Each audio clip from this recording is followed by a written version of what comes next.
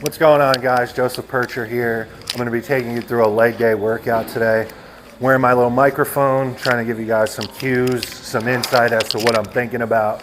I am 2 weeks post-show exactly today, and the past couple days, finally, I'm feeling more like myself, especially training-wise. So, that first week back, long prep, it was just about moving some blood around, moving some food around, and getting back into training and kind of resetting some movements.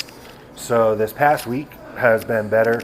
Body weight's coming up, not anything crazy, no cheat meals, no free meals, just trying to execute as the same way I would in contest prep, make the most out of this rebound and put that 15 pounds on for next year like I talked about. So we're here at MI40 Gym, Tampa, Florida, and going to be taking you through my quad day. So stay tuned.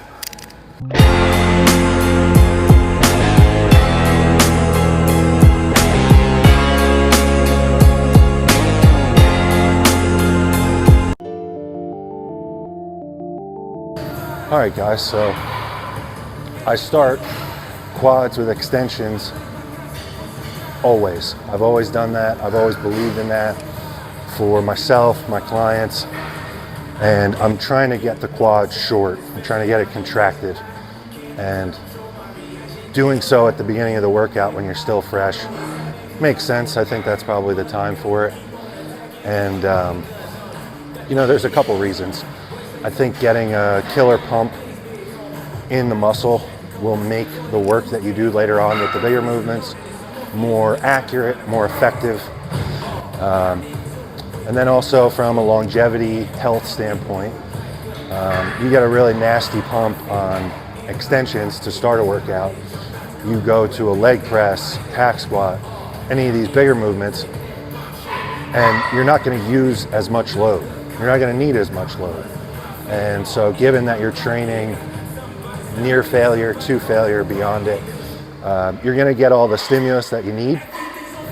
And so then you're looking at healthier knees, joints, connective tissue in the long run. I'm not powerlifting, I'm bodybuilding.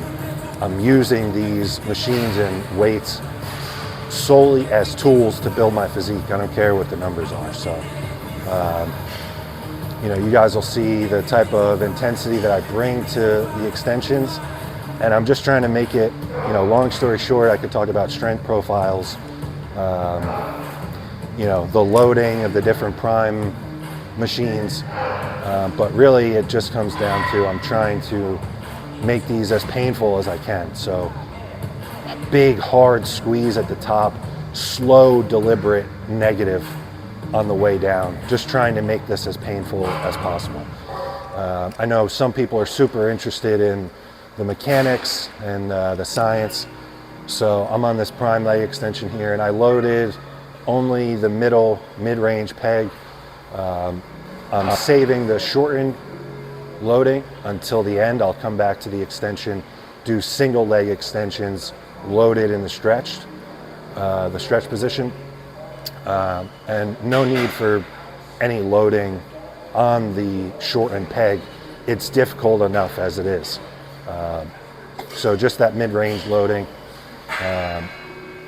And I'll bring this set to failure. I'll do a couple partials at the bottom, and then I'm going to move on. So just one set of each thing.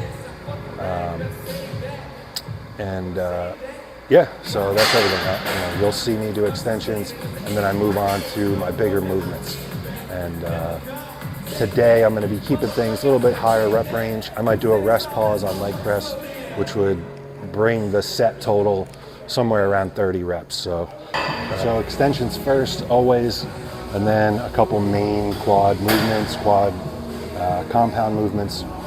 So I'll start on this flex hack squat here. There's a reverse band on it, so I'm going to stick with it.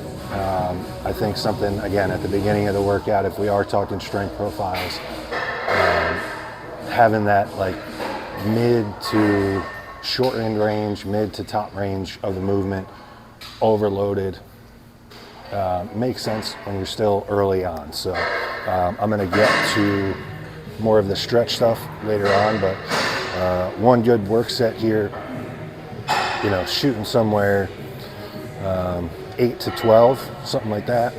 And then as I get deeper into the workout, the rep ranges will definitely increase. I feel like a big part of building big legs is volume, and part of that is like the intra-set volume of challenging yourself in higher rep ranges. You know, a set of 6, a set of 8 on leg press, hack squat. Yeah, maybe you're challenging yourself with the load, but there's really no mental fortitude required for 6 to 8. You get somebody in a leg press and tell them to do 30, you're going to find out what they're all about in terms of training their legs. So a couple warm-ups left here. I'll warm up until I get to my working weight. My warm-ups, I gradually use less reps as I get closer to the work set. So first one, empty machine, I might do 10, put a plate on, do 8, put a plate on, do 6, put a plate on, do 4, and then start with the real deal set. So this will just be one straight set, and then I'm going to move on to the side X leg press. So one all-out set on the hack squat. Check it out. Hack squat done. Time for my all-time favorite leg machine, all-time favorite leg movement, side X squat press. Technically the name, it's a leg press. And what I'm going to do here, something that I haven't done in really years,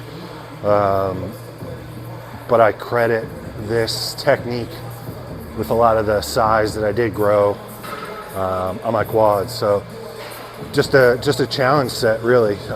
Rest, pause, whatever you want to call it. So I'm going to do one work set. You know, wherever it lands me, it lands me. It might be 12 to 15, something like that. I'm going to rack it, pause for 20 seconds, go again, rack it, pause for 20 seconds, and go again. So basically 3 sets condensed into one challenge set. So we'll do this, and then I'm going to finish up with more of some single leg pump type stuff. And then I have adductors as well, because you can't have big quads with a thigh gap. So team no thigh gap, do your adductors.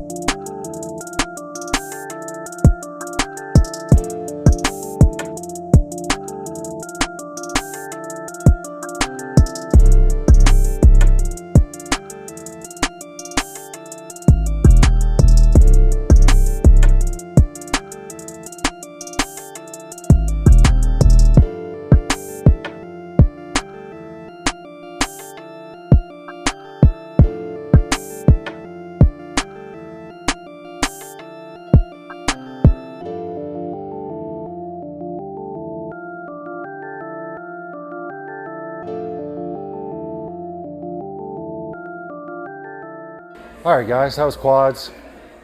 2 weeks post-show. I'm pretty happy with the intensity and just how capable I felt, because the end of that prep was pretty rough.